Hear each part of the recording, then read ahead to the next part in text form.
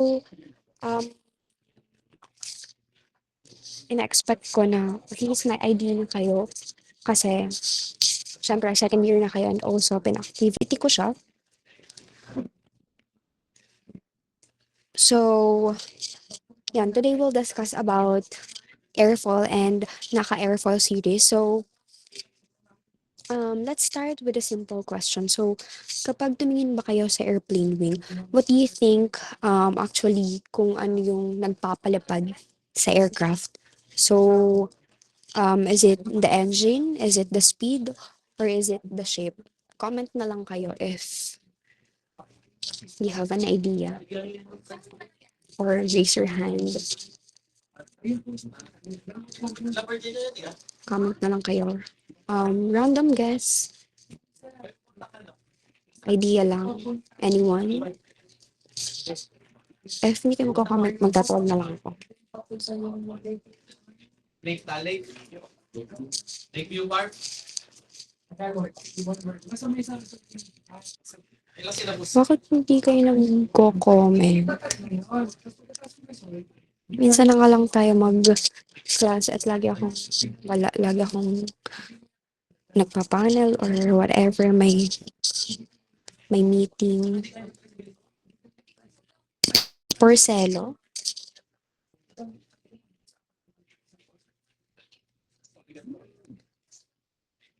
Okay, so design ng wings.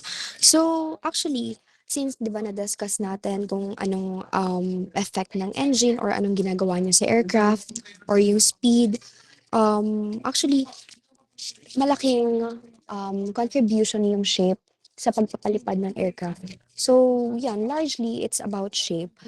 Specifically, yung airfoil. Since yung airfoil, yun yung shape ng wing or yung airfoil, yung cross-sectional shape ng wing.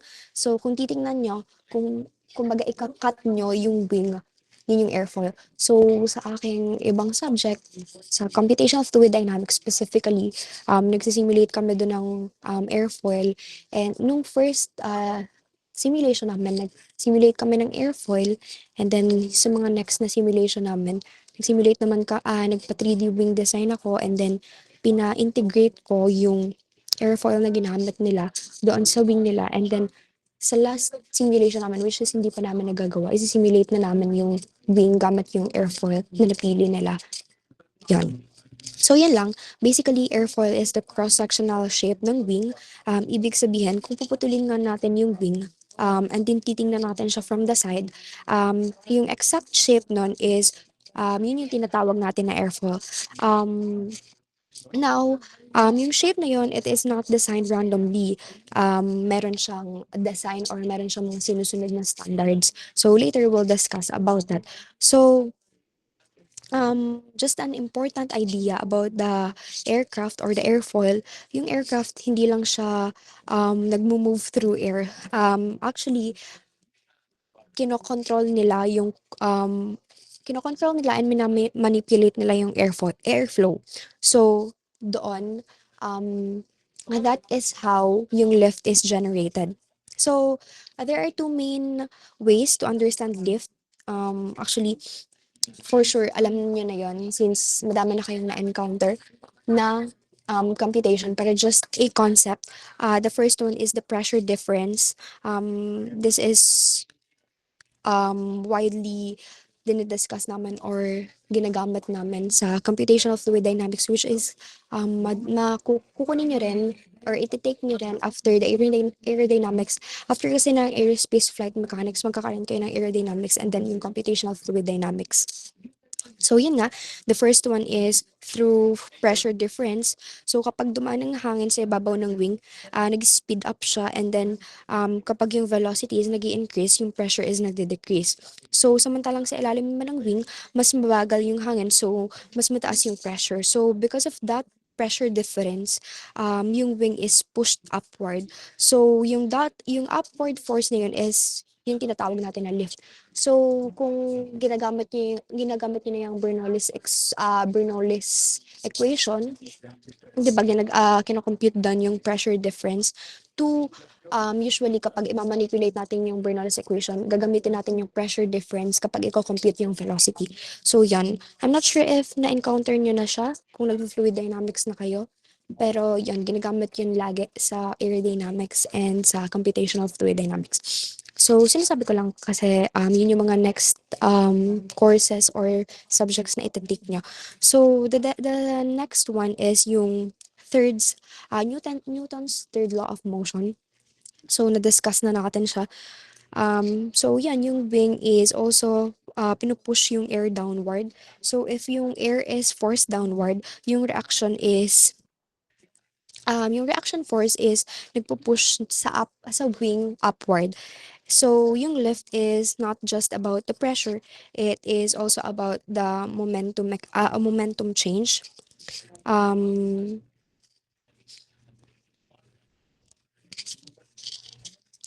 So, yun nga, designing yung airfoil is very complex. So, dahil doon,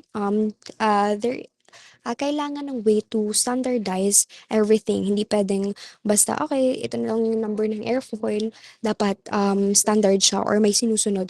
So, hindi pwedeng mukhang curved lang yung description. That is why may naka-airfoil series. So, later we'll discuss about that after we discuss yung tawag dito, basic parts of the airfoil. So, dyan pumapasok yung NACA or yung National Advisory Committee for Aeronautics. Sila yung nag-develop ng system kung saan yung airfoils is dinidescribe using the numbers. So, instead of explaining yung NACA in words or yung NACA shape in words, you can simply say something like NACA 2412 for example, and immediately kaya mo na siyang i-explain through mathematical description. Later we'll discuss. For example, di ba yung dulo, usually maximum thickness siya. So, kunwari yung dulo nung 2412, so automatic 12% maximum thickness niya. So, later we'll discuss pa naman yung mga series na yon. So, wait lang. So, let's move on sa basic parts of airfoil. So, yung basic parts of airfoil, nabanggit ko naman na siya sa last activity natin. We have leading edge, trailing edge, chord line, mean camber line, maximum camber, maximum thickness, upper surface, lower surface. So, usually, yung mga parts naman ng airfoil, mababasa nyo na or may explain nyo na siya through its name lang. So, for example, sa leading edge, di syempre nasa most forward part siya ng airfoil. So, yun na. Moving on to the leading edge. So, let's start lang with the leading edge. So, this is the frontmost part of the airfoil and ito yung first part na nag interact sa airflow. So, this part is very critical because siya yung nagde-determine kung paano yung airflow is nasa-split between the upper and lower surfaces. So, if yung airflow is hindi makapag um, smoothly attach dito sa leading edge, magsa-separate siya. And kapag nag-separate yung airflow, yung lift is nagde-decrease and yung drag is nag-increase. So, that is why yung leading edge is usually rounded. Kasi kapag sharp siya, yun nga, magsa-separate yung airflow. And magkakaroon ng turbulence or magkakaroon ng risk of flow separation and yun, during stall conditions, magde-detach yung airflow.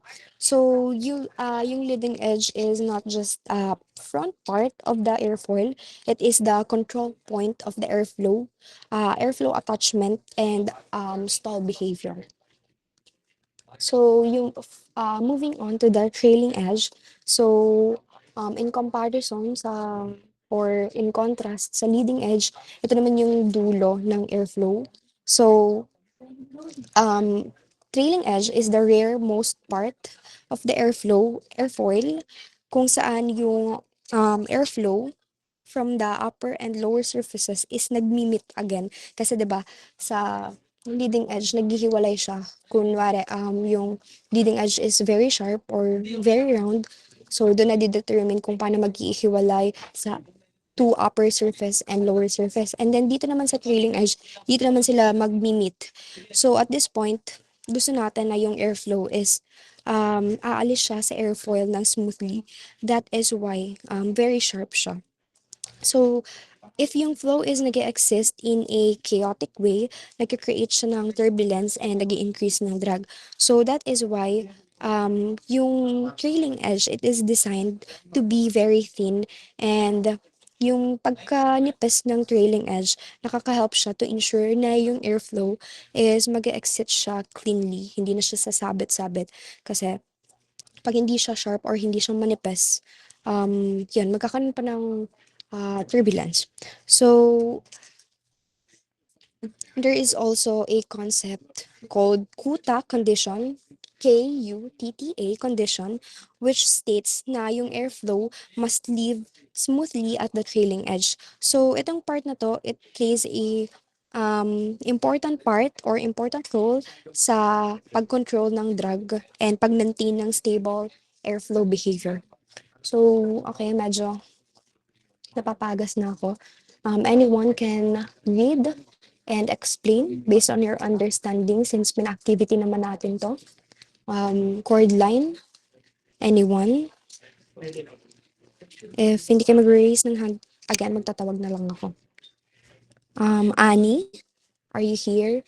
Parang hindi ka attendance kanina, hindi ka present kanina, pero nandito ka sa meet. Annie, are you here? Ma'am, nag-present po ako kanina. Hindi ka po pakinig. Kesha, hindi ko rinig. Present Okay, po. can you read and explain chord line based on your understanding? The chord line is the straight line that connects the leading edge to the trailing edge of the airfoil. It serves as a reference line for various measurements, such as chord length, camber, and angle of attack.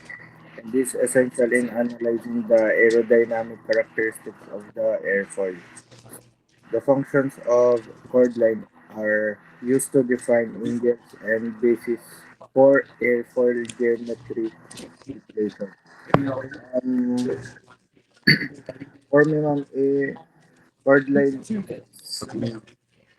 an imaginary line po from the front to the back. Um, siguro po ay this is to ano po, understand the airfoil's angle and shape. Thank you po. Okay, thank you. Parang feeling ko nagtulungan pa kayo ni Franco dun ah. Okay, so later, ipapakita ko yung hitsura para ma-visualize nyo. Actually, wala pala ako ditong pen kasi laptop yung gamit ko. So, baka, sige. I-represent ko na lang siya since yung drawing ko kasi dito is wala siyang label para alam nyo. Although, alam nyo na for sure kasi dinrawing nyo na siya dun sa activity nyo, papakita ko pa rin. So, basically, yung chord line is yung imaginary straight line, kagaya nga nasabi mo, which is binasa mo ata dito. So, siya yung nagko-connect sa leading edge and sa trailing edge. So, straight line lang siya. Kasi 'di ba sa airfoil parts natin, meron line doon which is hinahati niya yung airfoil. So, itong chord line, hindi niya hinahati equally yung airfoil. Ito is line lang na nagko-connect from leading edge to trailing edge. So, even though it's imaginary line lang, it is important kasi siya yung nagsaserve as reference line for almost all aerodynamic measurements. So later, makikita nyo kung bakit parang ginagamit siyang reference. Kasi 'di ba pag dinedescribe natin yung parts of nung series, naka-airfoil series, laging in reference sa chord line. So yan, that is why reference siya or reference line siya. So, yan. For example, kapag pinag-usapan natin yung angle of attack, we are referring to the angle between the chord line and the incoming airflow. So yan, reference naman siya. Or pag dinidescribe yung ibang parts ng, actually hindi naman parts yung angle of attack. So yan. So yung angle na yun is nade-determine siya kung gaano na yung lift and drag is produced and whether the airfoil will stall. So, yung chord line, siya na yung nag-act na baseline para ma-analyze yung entire airfoil geometry. So, yan. Next, mean camber line. Anyone? Raise na kayo ng hand. Nire-record ko to kasi parang wala tayong recitation. Pero we'll have a quiz. Yes, Del Mundo. Since parang hindi kita na-mark kasi nag-comment ka lang. Yung mean camber line po, ma'am, is parang ito po yung curve line na nalolocate po sa between upper and lower surface po. And nagre-represent po siya ng curvature po ng airfoil na may malaki pong role to lift and airfoil can generate po. Okay, thank you. So, ito yung sinasabi ko na line na naghahati equally dun sa upper and lower surface ng airfoil. Kung makikita nyo kung nag-drawing man kayo, kung gumawa kayo ng activity, di ba may hidden line dun sa gitna ng airfoil, which is yung chord line na kanina na nagko-connect lang doon sa leading edge and trailing edge. Ito namang mean camber line. So, mean, average siya. Siya yung naghahati equally. Yun. Ito yung curved line located halfway between the upper and lower surface. So, itong line na to, nagre-represent siya sa average curvature ng airfoil. So, yung amount of curvature na directly nag-a-affect kung paanong yung lift or how much lift yung airfoil is, wait lang, nagugulo ang aking construction of sentence. So, yung amount of curvature na directly na nag-a-affect kung how much yung airfoil, kung gaano kadami, oh my gosh, wait lang, I'm sorry, na hindi ko sa utak ko.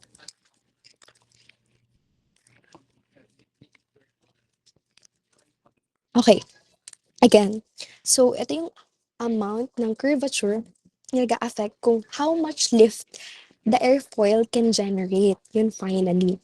Yan basically, kung gaanong lift lang yung kayang i-generate ng airfoil. Yan lang. So, if yung airfoil is mas curved, mas magja-generate siya ng more lift even at lower speeds or even at zero angle of attack. So, on the other hand, if symmetrical, magpo-produce na siya ng zero lift at zero angle. So, yung mean camber line, it defines kung gaano ka-curve yung airfoil and how much or how effective siya sa pag-generate ng lift. Okay lang. So, medyo magulo. Medyo hirapan ako mag-construct ng sentence. Moving on to the paragraphs naman. React kayo. Baka mamaya hindi niya pala naiintindihan. Basta basically, ito lang yung curve na nagde-describe kung gaanong lift yung kayang i-generate ng airfoil. Yun lang. Next, maximum camber. Anyone? Yes, Umali. Maximum camber. Maximum camber is the greatest distance between the mean camber line and the chord line of an airfoil.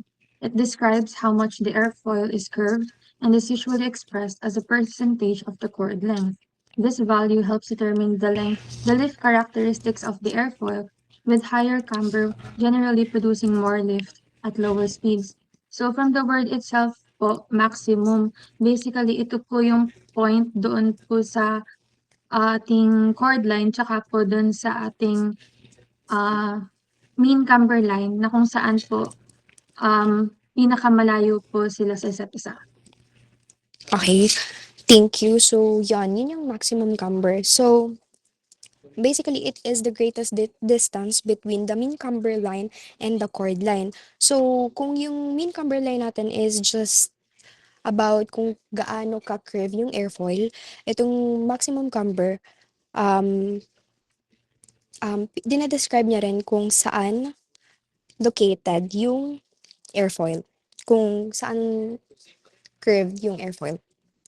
So, this is located sa near the front ng airfoil and it tends to produce more lift at lower speeds. So, if it is located farther back, mas efficient naman siya sa higher speed. So again, kapag maximum camber is located forward or near the front ng airfoil, it tends to produce more lift at lower speeds. And then kapag farther back naman is mas efficient siya at higher speeds.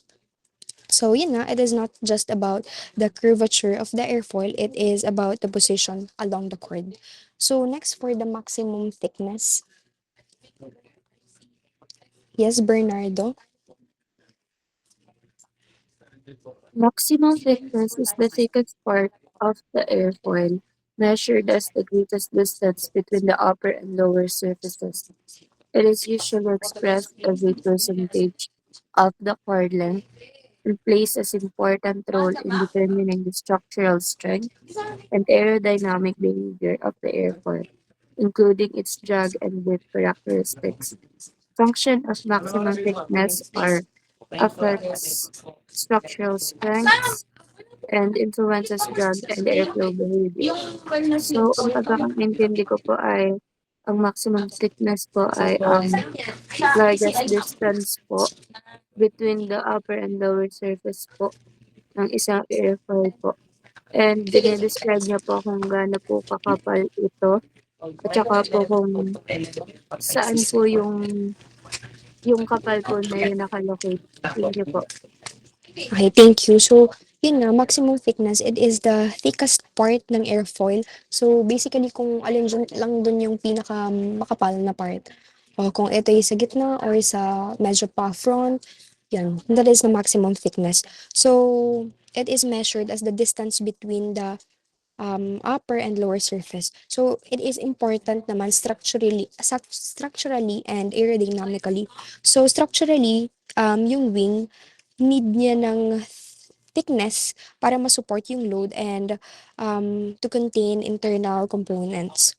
So, aerodynamically naman, thickness affects kung paano yung airflow is nagbe-behave and paano siya nakaka-influence sa drag. So, kapag mas makapal yung airflow, yung airfoil I mean, mas stronger siya pero mas nagpo-produce siya ng more drag. Kapag naman manipis yung airfoil, it is more aerodynamically, it is more aerodynamic, pero mas less structurally strong siya. So, moving on to the upper surface. Anyone? Okay, Aisel Mardi Flandes. So, upper surface. The upper surface of the airfoil is the top side of the wing over which the airflow travels. Air typically moves faster over this surface due to the shape of the airfoil, which contributes to the pressure difference between the upper and lower surface and helps generate lift. Function of upper surface is creates lower pressure and major contributor to lift. So, basically po, ang upper surface, sa pagkakaintindi ko po, is yung top part nga po ng airfoil. And yung surface nga po, upper surface nga po is usually po ay mas pronounced o mas curved po kaysa sa lower surface. So, yung air flowing over this po typically moves faster kaya nagke-create po siya ng lower pressure which contributes significantly po sa lift. Okay, thank you. So, yung upper surface, basically, top part lang siya ng airfoil. So, doon, sa top part ng airfoil or the upper surface, doon yung airflow is nagmo-move ng mas mabilis. So, because of the shape of the airfoil, kagaya ng sabi mo, mas curve siya, yung air is nag-accelerate as it moves over the top part of the airfoil. So it isn't yung pag-move niya upward or sa upper part ng airfoil is nagre-result siya sa lower pressure. So yung low pressure region na yun naman is actually responsible for most of the lift generation ng airfoil. So so basically lift is not just about pushing from below, it is actually about suction from above. So yun, na-discuss na naman natin siya last discussion ata. So, and then lower surface. Basically, ito lang yung contrast ng upper surface. Anyone? Franco? The lower surface of the airfoil is the bottom side of the wing where airflow moves relatively slower compared to the upper surface. This difference in airflow speed helps create a pressure difference between the upper and lower surface, which contributes to the generation of lift. Ma'am, yung lower surface naman po is yung lower nga po or yung bottom face or bottom part po nung airfoil.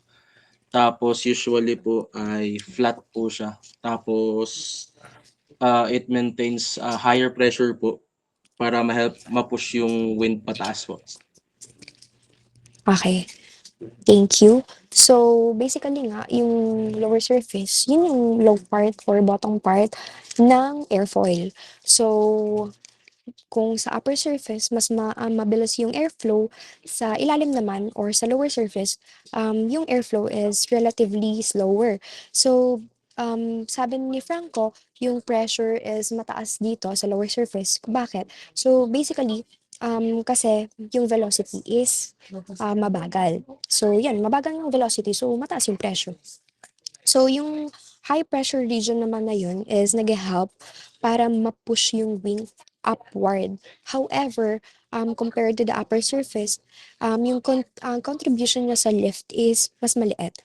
Kasi 'di ba sa upper surface, it's about suction from above, kaya nagja-generate ng lift. So yan, mas maliit yung contribution niya compared sa upper surface. So, yung combination ng low pressure above and high pressure below, siya yung nagko-contribute or nagka-create ng total lift force. So, moving on. Okay, ito muna yung basic parts of airfoil. Parang medyo lumabo na sa pag-stretch ko. Hindi ko alam kung paano ko susulatan to. Kasi wala akong pen.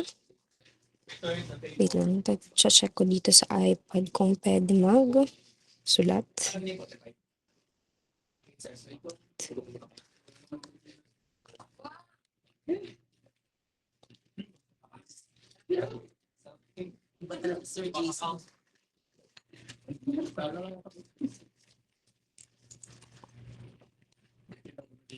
Okay.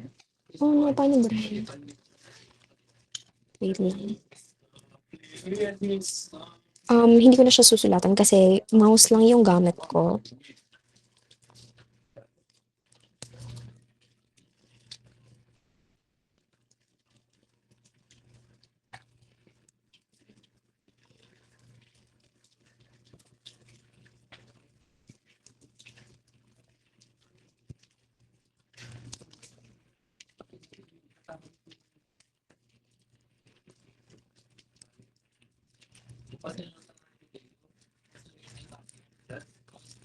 Okay. Wait lang guys. Pinaayos ko lang yung aking mouse.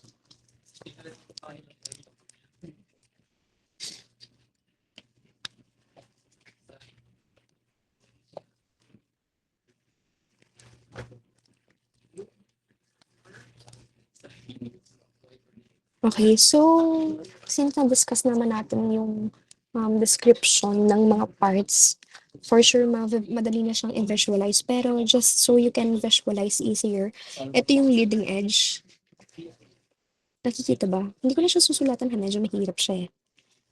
So basically, this is the leading edge, the frontmost part of the airfoil. So ito naman yung maximum thickness. Diyan yung pinaka-thick or pinaka-makapal yung airfoil. As you can see naman. And then, ito naman yung maximum camber. Actually, no. Wait lang. How to erase. Wait lang. Sorry, medyo lutang ako. Alas-alas pa kasi ako gising. This is the maximum camber. Kita ba? Or nahihirapan kayo tingin? Kita naman, diba?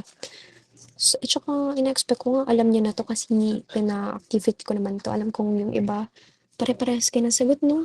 Parang mga nag-chat GPT eh.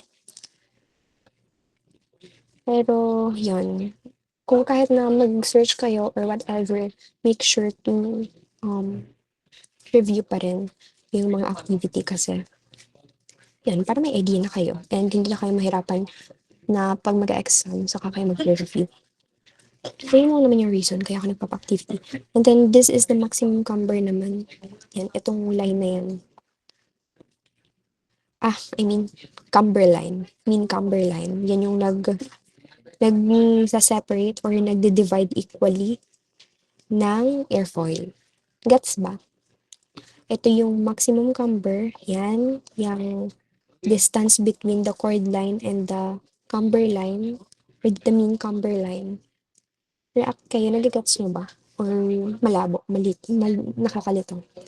So, yan, uulitin ko lang. So, yung maximum camber natin, it is the distance between this blue hidden line, which is yung mean camber line, and then the chord line, which is the red hidden line. So, yung red hidden line natin, mas madali pa pala siya i-describe eh.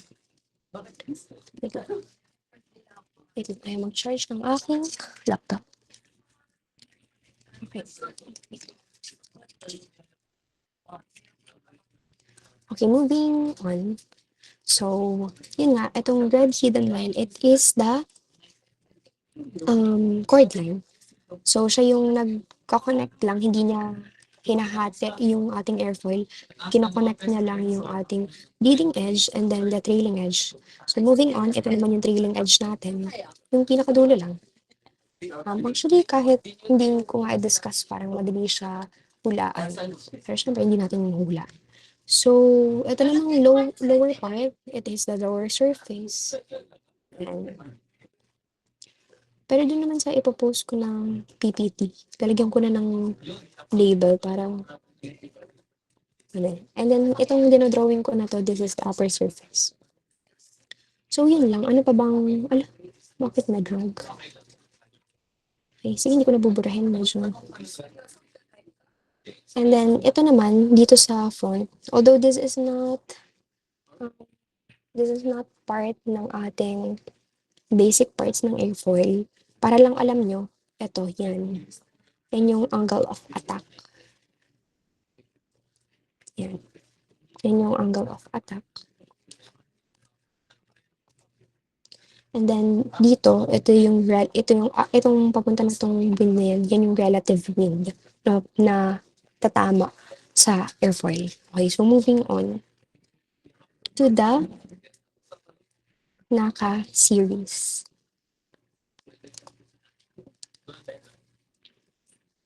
Hala, may drawing pa pala. Wait lang. I will erase. Sorry, first time ko kasi gamit nito. Lagi kasi akong pen lang sa presentation. Okay, so moving on to the NACA airfoil series. So, now that we know yung parts or basic parts ng airfoil, we can move forward sa NACA airfoil series para maintindihan natin pag naka-encounter tayo ng NACA number, ano bang ibig sabihin nun? Kung ano bang hitsura nun? Actually, hindi ko naman na-expect na ma-visualize nyo siya. Pero at least, madedescribe nyo siya numerically. Or, yan, numerically. So, yun nga, kagaya ng sabi ko kanina, the purpose of this system is para ma-standardize yung airfoil design. So, instead of describing the NACA series or the NACA airfoil in words, ma-describe natin siya in a numerical way. So, yan, mas madali siya i-compare and i-analyze.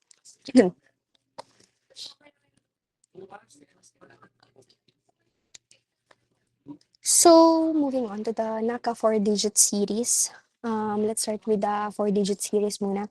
So, each digit has a meaning. So, yung first digit natin is nagre-represent ng maximum camber. So, second digit is location of maximum camber naman. Tens of chords. So, kagaya ng sabi ko kanina, yung pag-describe natin sa parts ng airfoil, usually, in reference siya sa chord line or sa chord. So, last two digits naman is the maximum thickness. So, usually, yung last two digit, maximum thickness na siya. Hindi na siya ita-times to whatever. So, kunwari, okay. Example muna tayo pala.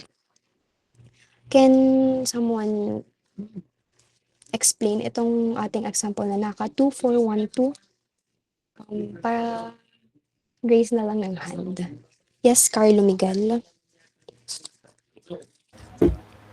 Yung first digit po na 2, kinig po ako. Yes, yes, yes. Yung first digit po na 2, yun po yung sa camber po. Which is naka-percent po siya. So, 2% po camber po. Then yung 4 po is where the camber is located. So, sabi po dito is tens of chord. So, siya po ay 40% ng chord. Doon po malolocate. And then, yung maximum thickness po ay yung 12 naman po. Okay, thank you. So, before I explain yung mga digits ng 4-digit series, explain ko lang muna.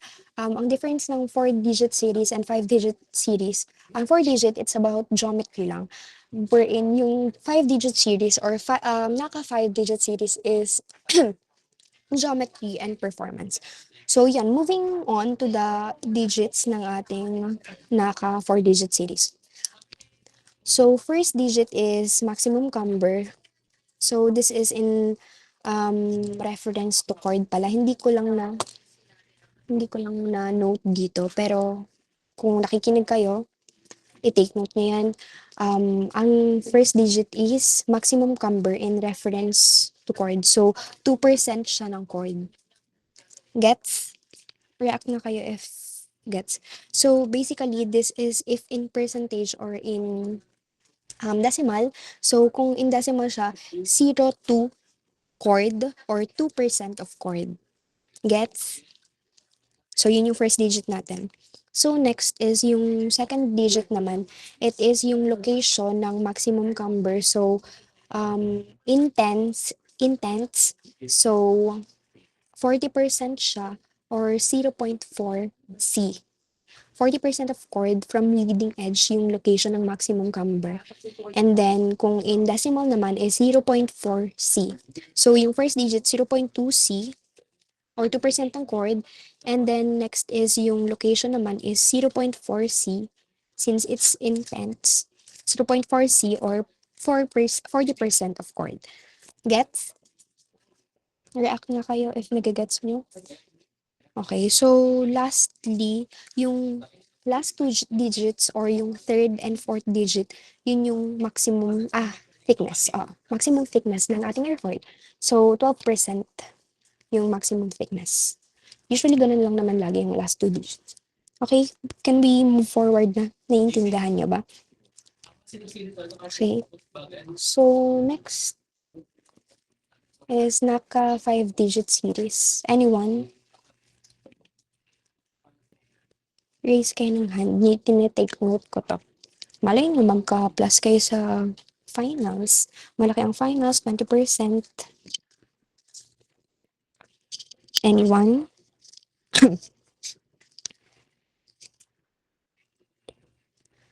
Okay, sige, magtatawag na lang ako. Okay. Ayun, parang tumaas na tong mga to Si Mohika.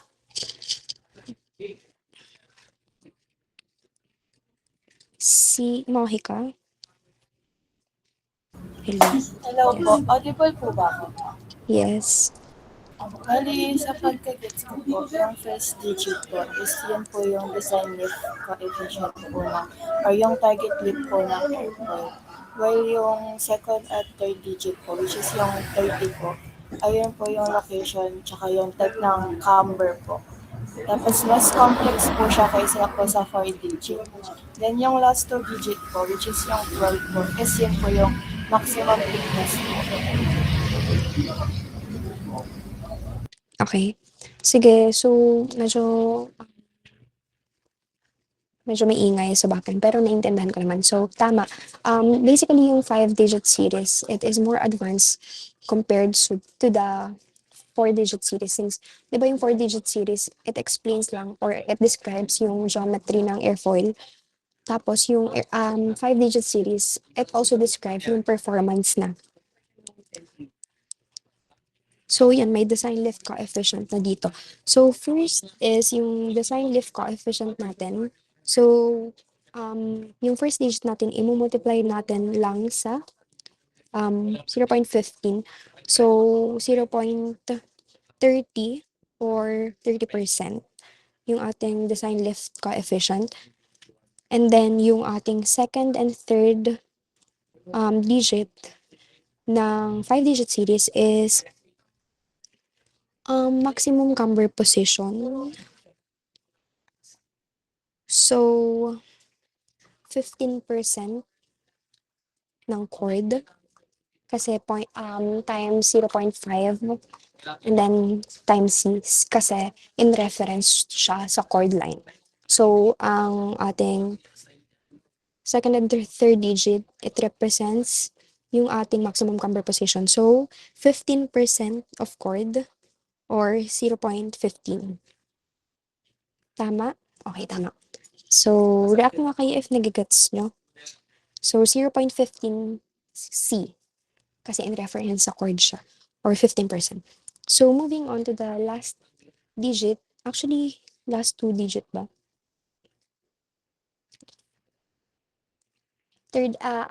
Last digit nga pala. Fourth and fifth. So, ang last digit natin is yung 1 and 2. So, 12% yung maximum thickness niya. So, ganun lang naman lagi. Madali lang siya. Ang nagbabago lang lagi is yung mga unang part ng naka-digit series. So, lastly, 6-digit series naman tayo. Tatandaan nyo to ha. Actually, nung nag-exam ako dati dito, hindi ko sure kung itong subject na din na ito. Pero, pina-identify to sa exam. And hindi ko, dapat i-describe mo pala sa aming exam, dapat i-describe mo kung ano yung second digit, third digit, and fourth digit pala, and yung mga last digit na yun. Nilagay ko lang yung numerical explanation or numerical description. Hindi ko na dinescribe na, okay, this is the minimum pressure. So, yan, mali ako. So, tatandaan nyo, don't forget na ilagay na yung second digit is the minimum pressure, ganyan, and then yung numerical equivalent niya. So, yan, moving on to the naka 6-digit series. Anyone? Wait lang, check ko lang. Yes, Tope?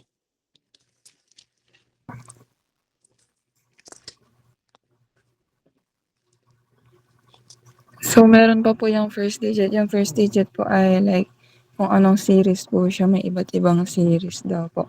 Tapos, sa second digit po ay yung minimum pressure para mas efficient siya. Tapos, yung third digit na after ng dash po ay yung lift coefficient niya. Yung last 2 digit naman po ay yung thickness po ng airfoil, yung percent po niya. Tapos po ay yung naka 6 digit daw po ay na-design daw po siya para ma-minimize po yung drag tapos ma-maintain po yung pagiging laminar po ng flow. Okay, tama. So, thank you. So, yung first digit, hindi ko na siya nilagay kasi basically, it is yung series lang nung naka-airfoil. So, yan, since 6 yung first, usually ginagamit lang naman to sa 6-digit series. So, 6, it means lang na 6-digit series siya. So, nag-move forward na ako sa second digit. So, for the second digit, minimum pressure siya. So, actually, location siya ng minimum pressure. So, it is yung, anong number natin dito? 3. So, 3 times the 0.5 times the C kasi in reference ulit sa chord. So, 15% ng chord or 0.15 C F decimal. Gets? Gets ba everyone?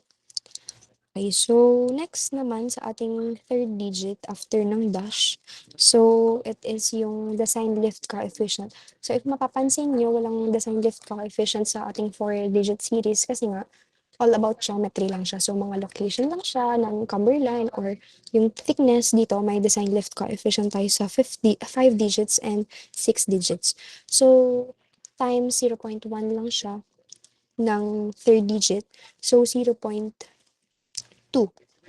ang ating numerical value ng third digit. Numerical description, I mean. So, sa fourth digit naman, it is yung thickness. This is not the maximum thickness. It's just the thickness. So, this is 0.1 times yung fourth digit times the 0.01 pala, I mean. And then, times the C kasi in reference ulit sa chord. So, 0.01 C. Yun lang. Gets? Gets ba? 0.01 C. Gets ba, everyone? Actually, nilagay ko naman dyan yung kung paano nyo kukunin para madali. Dati kasi wala, parang description lang. So, babalikan nyo para lang alam nyo. So, lastly is yung maximum thickness. So, 15%. Laging ganun lang. Yung last 2 digit, yun yung maximum thickness. So, yun. Gets ba ang ating topic for today? So, yun lang naman. So, tomorrow we'll have a quiz online lang since wala tayong face-to-face. Tinry ko humanap ng room pero actually medyo mahirap kasi may klase kayo na sunod. Tama ba? May klase kayo na sunod bukas, di ba? After ng ating meeting. So, online lang ang ating quiz. So, review nyo yung last topic natin which is the basic propulsion system, tama? And then ito yung airfoil and airfoil naka-airfoil digit series. Yun lang, madali lang naman yung topic natin kasi wala naman tayong tawag dito, wala naman tayong competition. So, kaya-kaya ko din siya online quiz. So, we'll have a quiz and be prepared na lang.